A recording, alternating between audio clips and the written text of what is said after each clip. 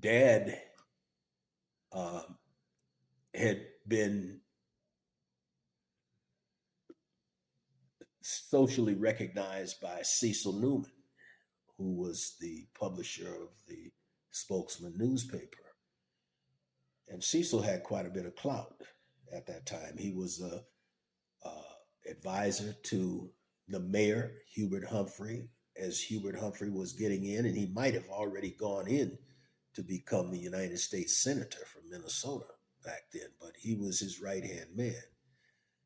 But he came to Dad when Dad returned from uh, the military and came back to Minnesota because Dad had left there in 1942 and they arrived back in Minnesota, I think, in 1950. And he said, well, the University of Minnesota has two spaces for two black medical students, African Negro, whatever the term was back in the 1950, at the University of Minnesota Medical School. One of those positions was taken by your father, and the other position was taken by Dr. Alexander Abrams. And we both lived in the project on Bryant Avenue in the 1000 block. And they both would work when school would end on the various construction sites in Minnesota that were important to you, me, and everyone else. They worked on the St. Anthony Dam downtown to provide electricity for NSP, Northern States Power Company, right down below Nicollet Island. And me, your mom, and Henry, and Richard would take his lunch down there at nighttime to him and pick him up in the morning. And they worked on the construction of the Franklin Avenue Bridge that crossed the Mississippi at Franklin, which is the 20th 100 block from downtown, crossing over the Mississippi River. So there were a number of significant things that they were on those construction crews during the time that they were out of school, before medical school started back up again. Okay.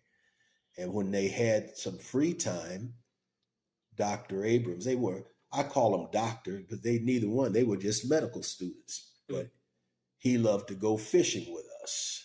And we'd always go to, I don't never remember going to the lake with Dr. Abrams. We usually went to the Crow River, and Dad would bring a case of, what did he like to drink? Grain Belt beer, Dr. Abrams. Daddy didn't drink any alcohol. All the time that I grew up, that I knew your father, he never drank any alcohol. And it was surprising to me when I married Ivory and came back to the house, he was relaxed. That's how I think that Beth started liking alcohol, because she would fix both his drink and fix Mom's drink, taste them, make sure that they were just right for him. Okay. I knew Mom liked Seagram's gin, and I would fix hers for her. But, if I had a taste for something, it might have been for Seagram's gin, because I used to fix it for her. But Dad never drank. And so I think I was like 21 years old or something. And we had just got them the house over there on Lake of the Isles. And I came by, and Beth had fixed him a drink, and Daddy was relaxing. I said, Dad, man, I never knew you never did drink all the time that I was growing up. I said, when did you start drinking? He said, I drank enough when I was in the army that I drank like a fish. He said, they came to me, the other fellas came to him. They said, your time is short now. Okay. He was within 3 months of getting out of the army. I think it might have been, about the time that mom was pregnant with me. And they told him, you need to clean up, get yourself together, leave this whiskey alone. So he's really reciting something, a story that's new to me, because I've never saw my dad drink anything that had to do with alcohol. And so he said he stopped drinking for those 90 days leading up to the point that he would be mustering out of the service. And he said that he got up about the end of that 90-day period, and he was laying on the bed, and the sun was just shining through the window, and it was like it was burning his eyes. And he said, when did the sun get this bright? And the other fellas told him the sun has always been that bright. He said, that's just that liquor poisoning your doggone liver all this time. So that's the story he was telling me to let me know that's why he had had enough to drink. But,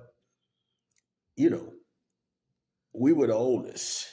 And I think if I'm 5 years older than you and 13 years, you about 7.5 years older than Beth. Mm-hmm. So I think by the time it got down to Beth, that they were more relaxed than certainly than mom was with me.